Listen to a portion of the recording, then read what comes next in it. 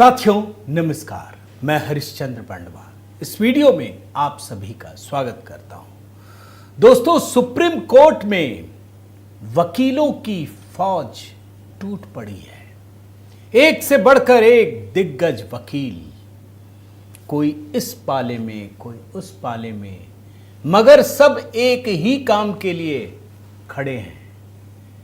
ये आज के भारत की तस्वीर है दोस्तों। अगर आप आंख बंद कर लें, अगर कोई चाहे कि इससे वो अछूता है तो अछूता रह नहीं सकता। गलतफहमी हो सकती है कि भाई अपने को क्या लेना देना, लेकिन यकीन मानिए आज नहीं तो कल ये आपके शहर की सच्चाई होगी और उसके बाद आपके गांव की, आपके घर की सच्चाई होगी। अगर किसी मुस्लिम मजहब से जुड़ी हुई कोई चीज आती है तो पूरी की पूरी फौज खड़ी हो जाती है। लेकिन अगर कहीं किसी हिंदू के साथ कुछ हो जाए तो कोई बोलता भी नहीं है, बोलता है मेरे को क्या लेना देना। बंगाल में हिंदुओं के साथ इतना कुछ हुआ, कांग्रेस के बड़े बड़े प्रवक्ता कह रहे हैं इसमें मेरा क्या लेना देना, मुझसे क्यों पूछते हो। वैसी कहें तो कोई बात नहीं, वो कहते हैं हम प्रवक्ता थोड़ी हैं।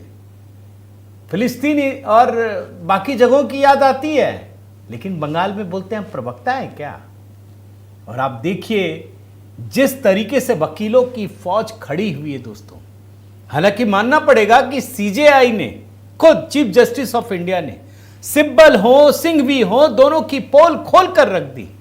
लेकिन इसके बाद भी यह कहना पड़ेगा कि वक्फ बोर्ड पर, वक्फ कानून पर आपको पता है सुप्रीम कोर्ट कल अंतरिम आदेश देने वाली थी। वो तो केंद्र सरकार के वकील ने जब आपत्ति जताई या कुछ कहा तब रोक दिया। मगर आज जो कुछ हो रहा है उससे पहले आपको कल की भूमिका जाननी पड़ेगी, तभी आपको एहसास होगा कहीं ऐसा तो नहीं कि आपके पैरों की जमीन किसी ने खींच ली हो। आप तो मदहोशी में हैं, हम लोग, बहुत सारे लोग मदहोशी में हैं, मगर मदहोशी कब टूट जाए किसी को नहीं पता। आज मैं आपको ये कहानी दिखाना चाहता हूं दोस्तों। ये पूरी ऑनगोइंग प्रक्रिया है, बहुत लंबा चलेगा, आप भी जानते हैं, मैं भी जानता हूं। लेकिन इस बीच अगर कोई आदेश दिया गया, अंतरिम आदेश, तो उसका कितना बड़ा फर्क पड़ेगा। और शब्दों का खेल है, एक शब्द इधर से उधर घुमा दिया ना, सारा कानून खत्म हो जाएगा, बेकार हो जाएगा। यह सच्चाई है, आपको देखना जरूरी है। मैं निवेदन करता हूं दोस्तों कि इसके तो बहुत सारे पक्ष हैं। मैं तो आपको जो वाद प्रतिवाद हुआ है, सुप्रीम कोर्ट ने जो सवाल पूछे हैं वो आपको दिखाऊंगा। लेकिन मैं चाहता हूं कि आप भी कमेंट के साथ, और देखिए क्या क्या हुआ। कभी तो समझ में आता है ना कि सिब्बल साहब, सिंघवी साहब, इतने बड़े बड़े वकील, ये भी मन में होता है कि क्या इस देश में और कोई वकील नहीं है। भाई वही दो चार वकील वहां क्यों इकट्ठा होते हैं और उन्हीं की बात ही की गूंज सुनाई पड़ती है।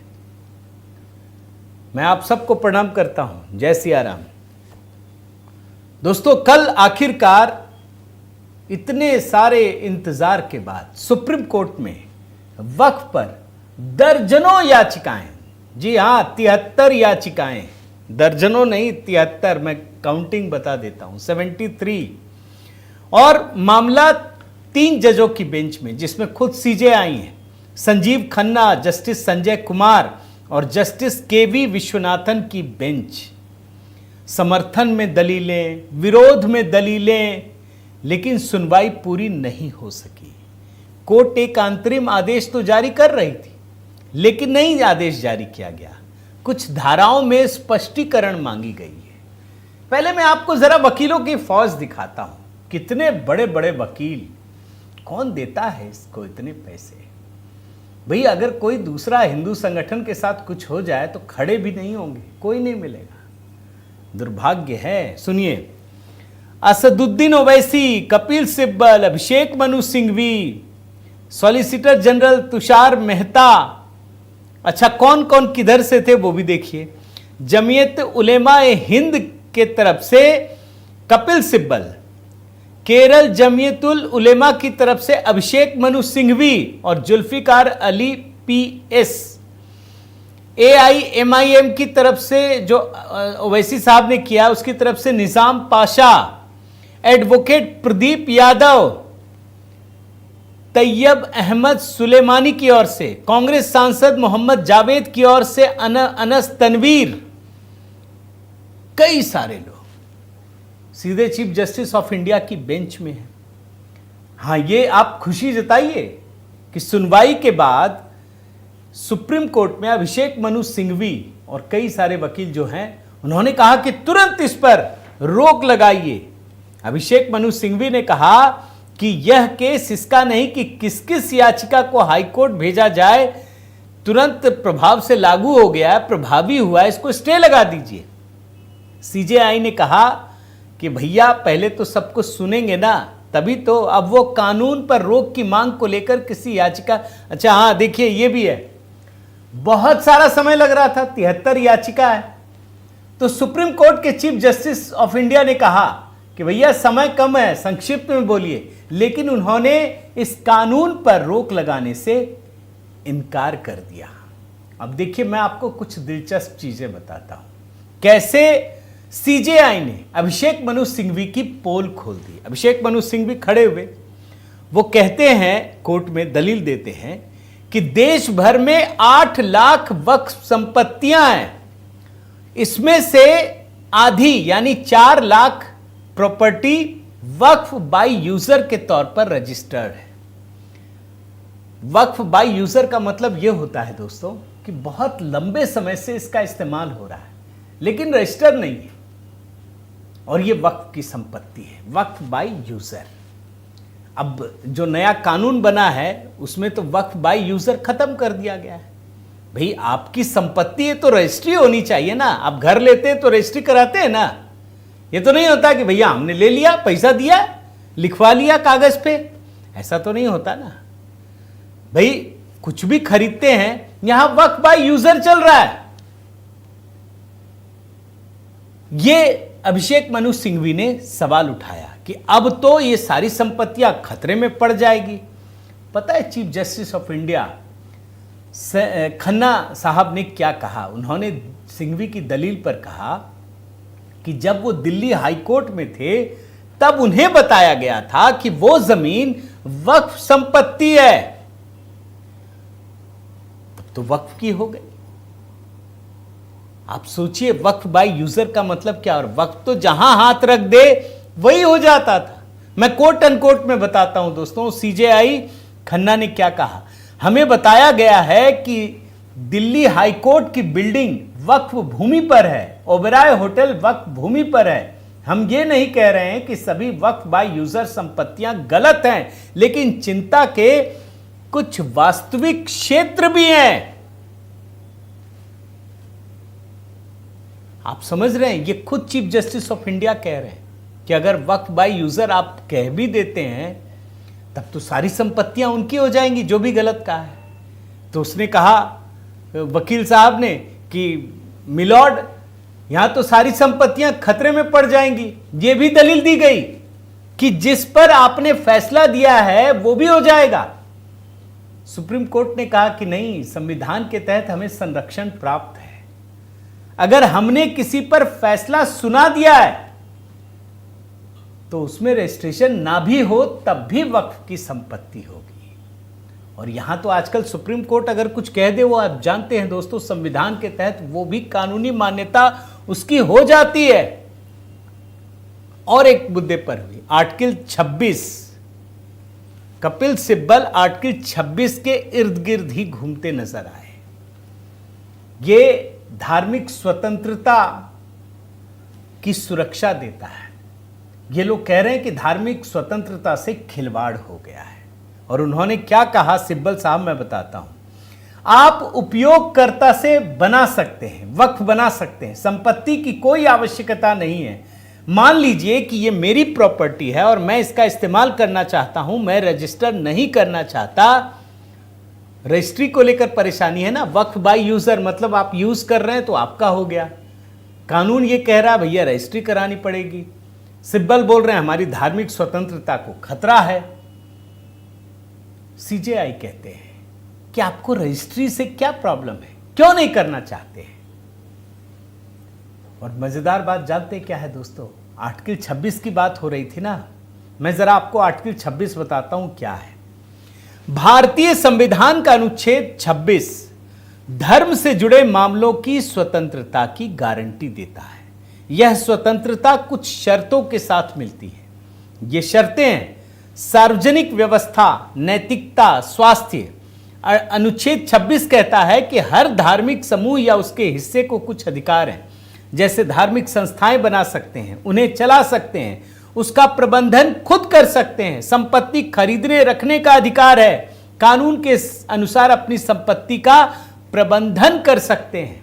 यानी कुल मिलाकर कहें तो धर्म के अनुसार उनको पूरी आजादी है, संविधान में भी आजादी है, लेकिन दोस्तों कुछ नियमों के साथ।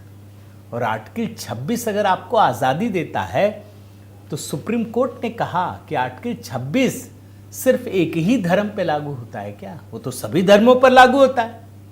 और जब बातचीत हो रही थी ना, तो मैं आपको बताऊं कि आप देखिएगा दोस्तों, जब इस मुद्दे पर बातचीत आएगी ना, तो फिर यूनिफॉर्म सिविल कोड की भी बात होगी। जो स्वतंत्रता आपको मिली है वो हिंदुओं को भी मिलेगी। यह आप बड़े ध्यान से समझिए। हालांकि सुप्रीम कोर्ट में एक और सवाल उठा, कपिल सिब्बल ने दलील दी कि जो कानून सरकार ने बनाया है उसमें इस बोर्ड पर गैर मुस्लिमों को भी डाला गया है। मतलब 22 में से सिर्फ 10 ही मुस्लिम सदस्य होंगे। यह आर्टिकल 26 का उल्लंघन है। इस पर सुप्रीम कोर्ट ने तुषार मेहता से एक सवाल पूछा। इसका जवाब देने के लिए उन्होंने समय मांगा। कल शायद आज जवाब देना पड़ेगा। उनसे पूछा गया है कि क्या हिंदू बोर्ड में भी किसी गैर हिंदू मेंबर को आप रखेंगे? अब देखना पड़ेगा कि वो क्या जवाब देते हैं। एक और बड़ी दलील दोस्तों, मैं टुकड़ों में आपको बता रहा हूं, थोड़ा बोरिंग लग सकता है, लेकिन ये वास्तव में बहुत बड़ा है दोस्तों। जैसे मुस्लिम विरासत की बात आई, सिब्बल ने पूछा आप कौन होते हैं ये कहने वाले कि वक्फ बाय यूजर नहीं हो सकता। इसके बाद उन्होंने धारा 3A यानी वक्फ अल औलाद पर सवाल उठाया और ये पूछते हैं वो कि राज्य कौन होता है ये तय करने वाला कि उत्तराधिकार कैसे होना चाहिए। उत्तराधिकार मतलब आपकी संपत्ति का मालिक कौन होगा। सीजेआई खन्ना बोलते हैं कि ये तो हिंदुओं में भी होता है, हिंदुओं के लिए तो संसद ने कानून बनाया है। भाई जब हिंदुओं के लिए कानून बन सकता है कि उत्तराधिकार पर, तो मुसलमानों के लिए कानून क्यों नहीं बन सकता। यहां पर बगले झांकते नजर आए। ये कहानी है।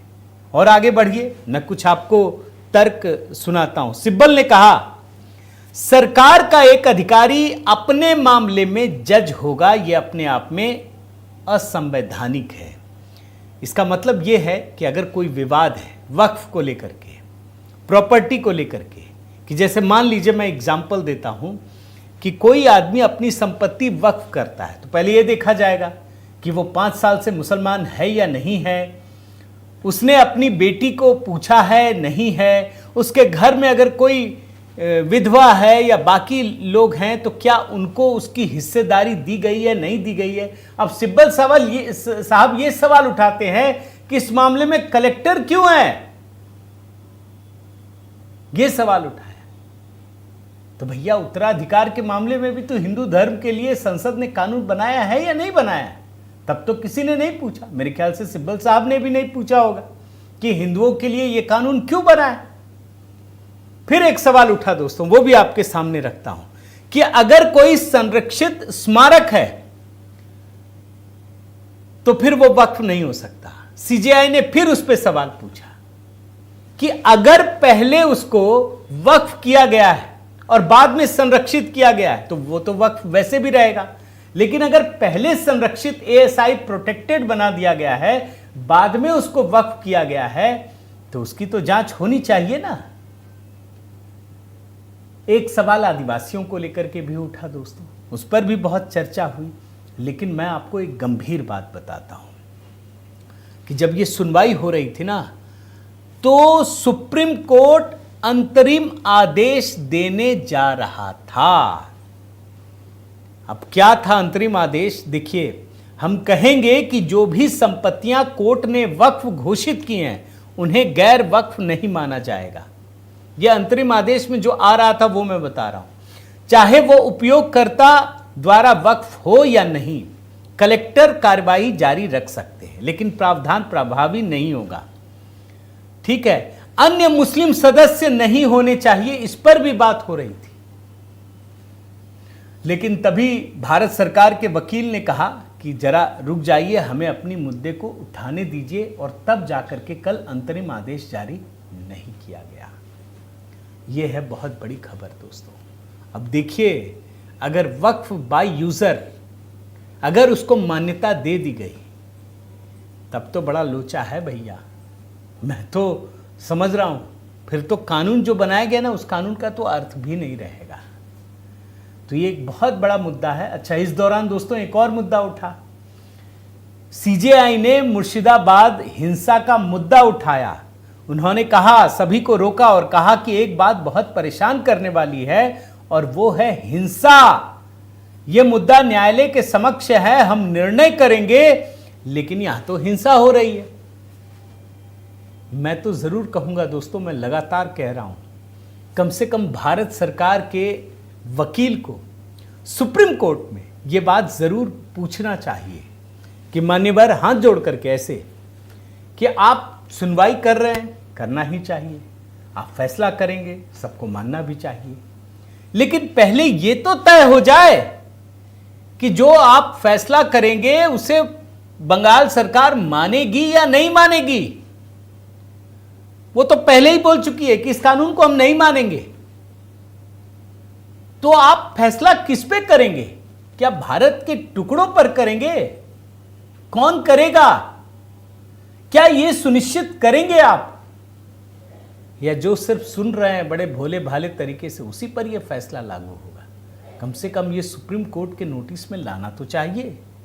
भाई, अभी कुछ दिन पहले आपने शिक्षक भर्ती घोटाले में इतना बड़ा फैसला दिया, राज्य की सरकार, उसकी मुखिया ने खुलकर कहा कि हम नहीं मानते ये फैसला। और ये सवाल क्यों उठा रहा हूं दोस्तों, ये भी सुन लीजिए।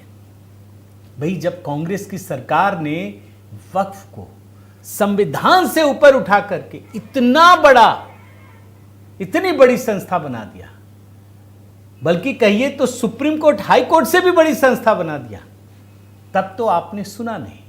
और आज मोदी सरकार ने जब उसके कद को संवैधानिक व्यवस्थाओं के अनुरूप लाकर खड़ा किया है, तो 73 याचिकाएं और खुद सीजेआई की बेंच में ये सुनवाई हो रही है। मुझे तो लगता है बड़ी नाइंसाफी है।